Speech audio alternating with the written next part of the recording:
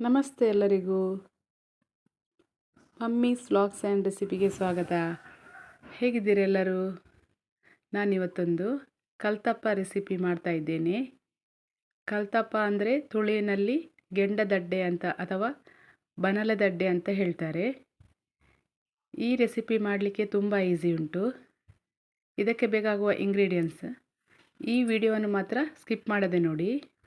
ಇದಕ್ಕೆ 1/4 kg ಬೆಲ್ಲವನ್ನು ನಾವು ಪಾಕ ಮಾಡಲಿಕ್ಕೆ ಇಡಬೇಕು. ಆದ ನಂತರ ಒಂದು ಕುಕ್ಕರಿನಲ್ಲಿ 4ರಿಂದ 5 ಚಮಚದಷ್ಟು ತುಪ್ಪವನ್ನು ಹಾಕಬೇಕು. ಹಾಕಿ ನಂತರ ಅದನ್ನು ಬಿಸಿ ಮಾಡಲಿಕ್ಕೆ ಇಡಬೇಕು. ಅದು ಬಿಸಿಯಾದ ತುಪ್ಪಕ್ಕೆ ನಾವು ಒಂದು ದೊಡ್ಡ ಗಾತ್ರದ ಈರುಳ್ಳಿಯನ್ನು ಕಟ್ ಮಾಡಿ ಹಾಕಬೇಕು. ಈ ಈರುಳ್ಳಿಯನ್ನು ಈ ತುಪ್ಪದಲ್ಲಿ ಫ್ರೈ ಮಾಡಬೇಕು. ಇದು ಫ್ರೈ ಆಗ್ತಾ ಬರುವಾಗ ಸ್ವಲ್ಪ ತೆಂಗಿನಕಾಯಿಯ ಪೀಸನ್ನು ಅದಕ್ಕೆ ಹಾಕಬೇಕು. ಅದು ಕೂಡ ಈರುಳ್ಳಿಯ ಜೊತೆಗೆ ಫ್ರೈ ಆಗಬೇಕು. ಇವು ಎರಡನ್ನು ಕರೆಕ್ಟಾಗಿ ಫ್ರೈ ಮಾಡಬೇಕು.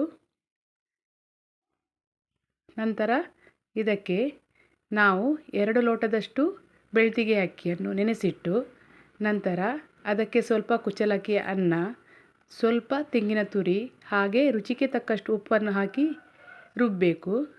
ಚೆನ್ನಾಗಿ ರುಬ್ಬಿದ ಹಿಟ್ಟನ್ನು ಒಂದು ಪಾತ್ರೆಗೆ ಹಾಕಿ ಒಂದು ಚಮಚದ ಸಹಾಯದಿಂದ ಚೆನ್ನಾಗಿ ಮಿಕ್ಸ್ ಮಾಡಬೇಕು. ಇದನ್ನು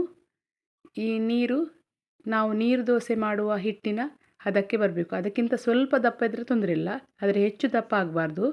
ಇದನ್ನು ಯಾವುದೇ ಗಂಟುಗಳಿಲ್ಲದೆ ಸರಿಯಾಗಿ ಮಿಕ್ಸ್ ಮಾಡಬೇಕು.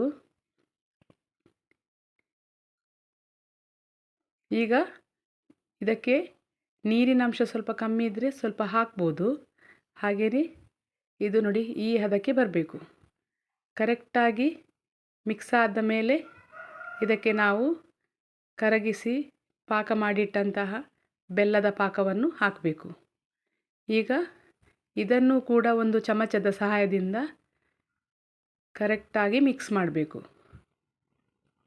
ಇದರಲ್ಲಿ ಯಾವುದೇ ಒಂದು ಲಮ್ಸ್ ಇರಬಾರ್ದು. ಕರೆಕ್ಟಾಗಿ ಇದನ್ನು ಮಿಕ್ಸ್ ಮಾಡಬೇಕು. ನೋಡಿ ಈ ಹದಕ್ಕೆ ಬರಬೇಕು. ಕರೆಕ್ಟಾಗಿ ಮಿಕ್ಸ್ ಆದ ನಂತರ ನಾವು ಕುಕ್ಕರಿನಲ್ಲಿ ಫ್ರೈ ಮಾಡಲಿಕ್ಕೆ ಇಟ್ಟ ಮಸಾಲೆಗೆ ಈ ಹಿಟ್ಟನ್ನು ಹಾಕಬೇಕು. ಹಾಕಿ ಇದನ್ನು ಕರೆಕ್ಟಾಗಿ ಮಿಕ್ಸ್ ಮಾಡಬೇಕು. ನೋಡಿ ಅದು ಸ್ವಲ್ಪ ಹಾಕುವಾಗ ತಳ ಹಿಡಿಬೋದು, ತಳ ಹಿಡಿಯಲಿಕ್ಕೆ ಬಿಡಬೇಡಿ. ಕರೆಕ್ಟಾಗಿ ಇದನ್ನು ಮಿಕ್ಸ್ ಮಾಡಿ ನಂತರ ಮುಚ್ಚಳವನ್ನು ಇಟ್ಟು ಇದಕ್ಕೆ ಮೇಲೆ ವಿಜಿಲನ್ನು ಇಡಬಾರ್ದು. ಹಾಗೆ ಈ ಮುಚ್ಚಳಕ್ಕೆ ರಬ್ಬರ್ ಕೂಡ ಹಾಕಬಾರ್ದು.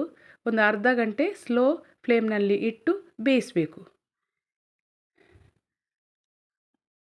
ಅರ್ಧ ಗಂಟೆಯ ನಂತರ ಮುಚ್ಚಳ ತೆಗೆದು ನೋಡುವಾಗ ನೋಡಿ ಈ ರೀತಿಯಾದ ಕಲ್ತಪ್ಪ ರೆಡಿಯಾಗಿರ್ತದೆ. ಯಾರಿಗೆಲ್ಲ ಈ ರೆಸಿಪಿ ಇಷ್ಟ ಆಯಿತು ಈ ನನ್ನ ಒಂದು ವಿಡಿಯೋಗೆ ಲೈಕ್ ಮಾಡಿ. ಓಕೆ, ಬಾಯ್.